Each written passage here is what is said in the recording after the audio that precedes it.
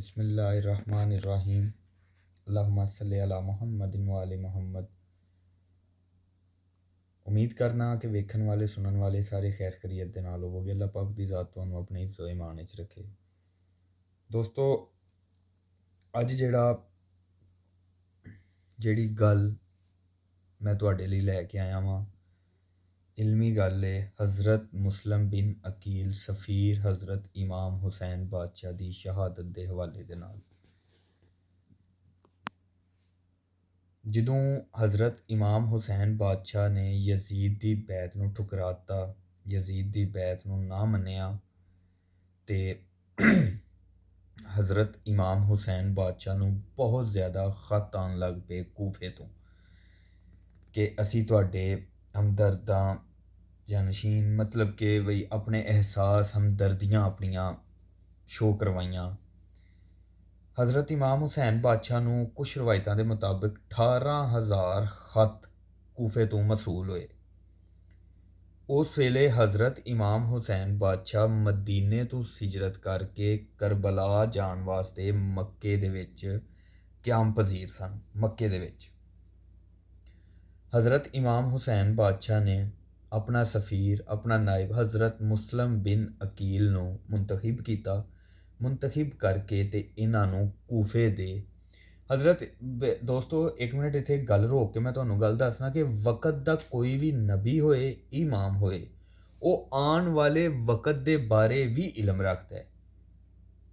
अल्लाह पाक दी ज़ात इस तरह दा करम करके नबी इमाम वो हुंदा है जेड़ा आन वाले वक़्त दे बारे भी जानदे होण।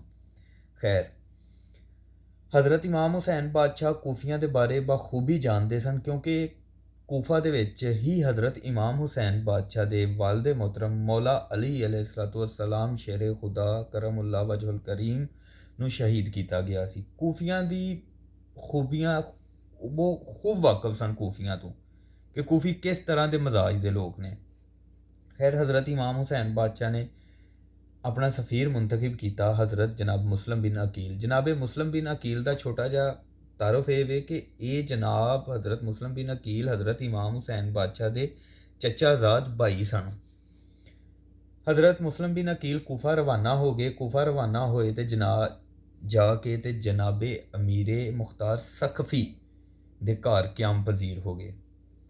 जदों अहले कूफा नूं खबर मिली तो अहले कूफा दिन चढ़िया तो जोक दर जोक बहुत ही जोशो खरोश के नाल अमीर मुख्तार सकफी दे घर तशरीफ लै आए। उन्होंने घर आके ते बैठे बहुत ज़्यादा जज्बात, बहुत ज़्यादा खुशी का इजहार किया, नारेबाजी बड़ा कुछ किया, मतलब कि अपना सब कुछ दसिया कि ही हमदर्दां ही तुहाडे नाल हां। हज़रत मुस्लिम बिन अकील दी कुछ रवायतां दे मुताबिक, कुछ बाद रवायतां ने इहदे विच 3 रवायतां आंदियां ने। एक रवायत दे मुताबिक 12,000, एक रवायत के मुताबिक 18,000, एक रवायत के मुताबिक 30,000 बंदियां ने हज़रत मुस्लिम बिन अकील के उत्ते मौला इमाम हुसैन बादशाह के नाम की बैत की। बैत यह की कि असी जालम के नाल जिहड़ा जालम है वो असी मुकाबला करांगे, माले गनीमत माले गुनाह जिहड़ा वो मतलब कि पूरा ही तकसीम करांगे। खैर, हज़रत मुस्लिम बिन अकील ने अहले कूफा दी इन्नी हमदर्दियाँ सब कुछ एक दिन का प्रोसीजर नहीं सी, एक दिन का प्रोसीजर हरगिज़ नहीं सी। कम अज़ कम 1 महीना मुसलसल कम जिहड़ा जारी रहा। रवायतां दे विच भी इसलिए चेंज है क्योंकि एक दिन बैत नहीं हुई। मुस्लिम बिन अकील अलैहिस्सलाम दे हत्थ दे उत्ते जिहड़ी बैत हुई वो एक दिन च नहीं हुई। यह सिलसिला पूरा 1 महीना चलता रहा। इस तरह रवायतां दे विच थोड़ी चेंजिंग है, थोड़ा फर्क है। जनाबे मुस्लिम बिन अकील ने जदों इस अहले कूफा के सारे हालात वेखे तो हज़रत इमाम हुसैन बादशाह नूं खत लिखिया। खत लिखिया कि हालात तुहाडे हक च बेहतर ने, तुसीं कूफा आ सकते हो। खैर, वक़्त दे इमाम सन, वो सब कुछ जानते सन। हज़रत इमाम हुसैन बादशाह नूं खत लिख दिता। हुण यह सारी खबर जिहड़ी है उस टाइम कूफा का जिहड़ा गवर्नर सी नमान बिन बशीर सी। नमान बिन बशीर उस वक़्त कूफा का हाकम सी, मतलब कि उस टाइम कूफा की हुकूमत उहदे हत्थ च सी। जिस वेले नुमान बिन कूफा मुहम्मद बिन बशीर जिहड़ा सी वो सारा लीडर सी, मतलब कि हुकूमत उहदे हत्थ च ही, सब कुछ उहदे हत्थ दे विच सी। हज़रत मुस्लिम बिन अकील ने ਨੁਮਾਨ ਬਿਨ ਬਸ਼ੀਰ ਨੇ ਜਦੋਂ ਇਹ ਸਾਰਾ ਵਾਕਿਆ ਵੇਖਿਆ, ਉਹਨੇ ਇਤਲਾਹ ਕੀਤੀ ਦਮਿਸ਼ਕ ਦੇ ਵਿੱਚ ਯਜ਼ੀਦ ਨੂੰ, ਤੇ ਯਜ਼ੀਦ ਨੇ ਕੀ ਕੀਤਾ, ਯਜ਼ੀਦ ਨੇ ਬਸਰਾ ਦਾ ਉਸ ਟਾਈਮ ਅਬੈਦੁੱਲਾ ਇਬਨ ਜ਼ਿਆਦ ਜਿਹੜਾ ਸੀ ਉਹ ਬਸਰਾ ਦਾ ਗਵਰਨਰ ਸੀ। ਬਸਰਾ ਦੀ ਜਿਹੜੀ ਸਾਰੀ ਹਕੂਮਤ ਸੀ ਅਬੈਦੁੱਲਾ ਇਬਨ ਜ਼ਿਆਦ ਦੇ ਕੋਲ ਸੀ, ਤੇ ਨੁਮਾਨ ਬਿਨ ਬਸ਼ੀਰ ਕੂਫਾ ਤੇ ਹਾਕਮ ਸੀ, ਤੇ ਦਮਿਸ਼ਕ ਦੇ ਵਿੱਚ ਯਜ਼ੀਦ ਸੀ।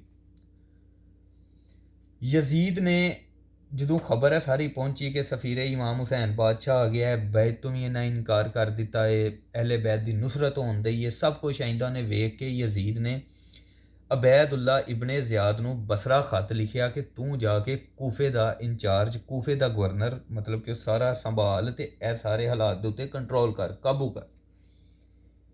ਅਬੈਦੁੱਲਾ ਇਬਨ ਜ਼ਿਆਦ ਲਾਨਤੀ ਜਦੋਂ ਕੂਫਾ ਦਾ ਗਵਰਨਰ ਆ ਕੇ ਬਹਿ ਗਿਆ, ਇਹਨੇ ਉੱਥੇ ਆਉਂਦਿਆਂ ਸਾਰ ਜਬਰ ਤੇ ਜ਼ੁਲਮ, ਮਤਲਬ ਕਿ ਬਹੁਤ ਜ਼ਿਆਦਾ ਹਰਬੇ ਜਿਹੜੇ ਨੇ ਨਾ ਯੂਜ਼ ਕਰਨੇ ਸ਼ੁਰੂ ਕਰ ਦਿੱਤੇ ਸਫੀਰੇ ਇਮਾਮ ਹੁਸੈਨ ਬਾਦਸ਼ਾਹ ਦੇ ਮੁਤਲਕ। ਜਿਸ ਵੇਲੇ ਕੂਫਾ ਦੇ ਹਾਲਾਤ ਬਹੁਤ ਜ਼ਿਆਦਾ ਨਾਸਾਜ਼ਗਾਰ ਹੋ ਗਏ, ਕੂਫਾ ਦੇ ਹਾਲਾਤ ਬਹੁਤ ਜ਼ਿਆਦਾ ਵਿਗੜ ਗਏ, ਤੇ ਉਹ 30,000 ਬੰਦਾ ਜਿਹੜਾ ਸੀ 18,000 ਜਾਂ 12,000 ਤਿੰਨ ਰਵਾਇਤਾਂ ਮੁਤਾਬਕ, ਜਦੋਂ ਸ਼ਾਮ ਹੋਈ ਮਗਰਬੈਨ ਦੀ ਨਮਾਜ਼ ਅਦਾ ਕੀਤੀ ਜਨਾਬ ਮੁਸਲਮ ਬਿਨ ਅਕੀਲ ਨੇ, ਉਸ ਟਾਈਮ ਜਨਾਬ ਮੁਸਲਮ ਬਿਨ ਅਕੀਲ ਦੇ ਪਿੱਛੇ ਸਿਰਫ 30 ਬੰਦੇ ਰਹਿ ਗਏ। ਉਹ 30 ਬੰਦੇ ਇਸ ਲਈ ਰਹਿ ਗਏ ਕਿ ਉਹਨੇ ਕੁਝ ਲੋਕ ਐਸੇ ਸਨ ਜਿਨ੍ਹਾਂ ਨੂੰ ਉਹਨੇ ਲਾਲਚ ਦਿੱਤਾ ਅਬੈਦੁੱਲਾ ਇਬਨ ਜ਼ਿਆਦ ਨੇ, ਕੁਛ ਨੂੰ ਡਰਾਇਆ ਧਮਕਾਇਆ, ਜਾਨਾਂ ਦੇ ਖਤਰੇ ਦੀ ਧਮਕੀਆਂ ਦਿੱਤੀਆਂ। ਇੰਜ 30 ਬੰਦੇ ਰਹਿ ਗਏ ਜਨਾਬ ਮੁਸਲਮ ਬਿਨ ਅਕੀਲ ਦੇ ਪਿੱਛੇ ਮਗਰਬੈਨ ਦੇ ਟਾਈਮ। ਜਨਾਬ ਮੁਸਲਮ ਬਿਨ ਅਕੀਲ ਨੇ ਉੱਥੋਂ ਜਿੱਥੇ ਰਾਤ ਗੁਜ਼ਾਰਨੀ ਸੀ ਉਸ ਘਰ ਤੋਂ ਵੀ, ਮਤਲਬ ਕਿ ਇੰਜ ਹੀ ਲੋਕਾਂ ਨੇ, ਹਾਲਾਤ ਵਿਗੜ ਗਏ, ਹਾਲਾਤ ਬੁਰੇ ਹੋ ਗਏ ਬਿਲਕੁਲ ਕੂਫਾ ਦੇ। ਤੇ ਜਨਾਬ ਮੁਸਲਮ ਬਿਨ ਅਕੀਲ ਗਲੀ ਦੇ ਵਿੱਚ ਜਾ ਰਹੇ ਨੇ, ਤੇ ਜਦੋਂ ਸੁਬਹ ਫਜਰ ਦੀ ਅਜ਼ਾਨ, ਫਜਰ ਦੀ ਨਮਾਜ਼ ਹੋਈ ਹੈ, ਫਜਰ ਦੀ ਨਮਾਜ਼ ਤੋਂ ਬਾਅਦ ਆਪ ਦੇ ਪਿੱਛੇ ਸਿਰਫ 3 ਬੰਦੇ ਰਹਿ ਗਏ। ਤੇ ਤਿੰਨਾਂ ਜਦੋਂ ਆਪ ਅਲੈਹਿਸਸਲਾਮ ਜਦੋਂ ਰਸਤੇ ਤੇ ਗਏ ਨੇ, ਤੇ ਕੋਈ ਬੰਦਾ, ਕੋਈ ਇੱਕ ਜਿਹੜਾ ਰਸਤਾ ਵੀ ਜਨਾਬ ਮੁਸਲਮ ਬਿਨ ਅਕੀਲ ਨੂੰ ਦੱਸ ਸਕੇ ਉਹ ਵੀ ਨਹੀਂ ਸੀ ਹੈ। ਖੈਰ, ਇੱਕ ਬੁੜੀਆ ਖਤੂਨ ਸੀ, ਆਪਣੇ ਦਰਵਾਜ਼ੇ ਦੇ ਉੱਤੇ ਖਲੋਤੀ ਹੈ ਤੇ ਆਪਣੇ ਆਉਣ ਵਾਲੇ ਪੁੱਤਰ ਦਾ ਇੰਤਜ਼ਾਰ ਕਰਨ ਦਈ ਹੈ। ਜਨਾਬ ਮੁਸਲਮ ਬਿਨ ਅਕੀਲ ਸ਼ਦੀਦ ਪਿਆਸ ਦੀ ਸੂਰਤ ਦੇ ਵਿੱਚ, ਕੋਈ ਵੀ ਇੱਕ ਇੱਥੇ ਹੋਰ ਗੱਲ ਹੈ ਛੋਟੀ ਜੀ, ਕਿ ਕੂਫਾ ਦੇ ਹਾਲਾਤ ਐਸੇ ਹੋ ਗਏ ਕਿ ਸਫੀਰੇ ਇਮਾਮ ਹੁਸੈਨ ਬਾਦਸ਼ਾਹ ਨੂੰ ਕੋਈ ਵੀ ਪਨਾਹ ਦੇਣ ਲਈ ਤਿਆਰ ਹੀ ਨਹੀਂ ਹੋਇਆ। ਇੱਕ ਬੁੱਢੀ ਖਤੂਨ ਦੇ ਕੋਲ ਜਾ ਕੇ ਜਦੋਂ ਜਨਾਬ ਮੁਸਲਮ ਬਿਨ ਅਕੀਲ ਨੇ ਆਪਣਾ ਤਾਰਫ ਕਰਵਾਇਆ ਕਿ ਮੈਂ ਖਾਨਦਾਨ ਰਿਸਾਲਤ ਤੋਂ ਹਾਂ, ਮੈਂ ਮਦੀਨੇ ਵਾਲੇ ਪਾਕ ਰਸੂਲ ਹਜ਼ਰਤ ਮੁਹੰਮਦ ਸੱਲਮ ਦੇ ਮਤਲਬ ਕਿ ਖਾਨਦਾਨ ਚੋਂ ਹਾਂ, ਸਾਰਾ ਆਪਣਾ ਤਾਰਫ ਕਰਵਾਇਆ। ਤੇ ਉਹ ਜਿਹੜੀ ਬੁੜੀਆ ਖਤੂਨ ਸੀ ਉਹ ਮੰਨਣ ਵਾਲੀ ਸੀ, ਉਹ ਅਹਿਲੇ ਬੈਤ ਦੀ ਮੰਨਣ ਵਾਲੀ ਸੀ। ਖੈਰ ਦੋਸਤੋ, ਹਜ਼ਰਤ ਮੁਸਲਮ ਬਿਨ ਅਕੀਲ ਨੂੰ ਨੇ ਪਨਾਹ ਦਿੱਤੀ, ਆਪ ਨੂੰ ਸੈਰ ਕਰਵਾਇਆ, ਪਾਣੀ ਵਗੈਰਾ ਪਿਆਇਆ। ਉਹਨੂੰ ਜਿਹੜਾ ਬੁੱਢੀ ਖਤੂਨ ਦਾ ਇੱਕ ਮੁੰਡਾ ਸੀ, ਉਹਦਾ ਇੱਕ ਪੁੱਤਰ ਸੀ ਜਿਹੜਾ ਉਹ ਲਾਨਤੀ ਸੀ, ਉਹਨੇ ਕੀ ਕੀਤਾ, ਉਹਨੇ ਇਨਾਮ ਦੇ ਲਾਲਚ ਦੇ ਵਿੱਚ ਮੁਖਬਰੀ ਕਰ ਦਿੱਤੀ ਅਬੈਦੁੱਲਾ ਇਬਨ ਜ਼ਿਆਦ ਦੇ ਦਰਬਾਰ ਦੇ ਵਿੱਚ।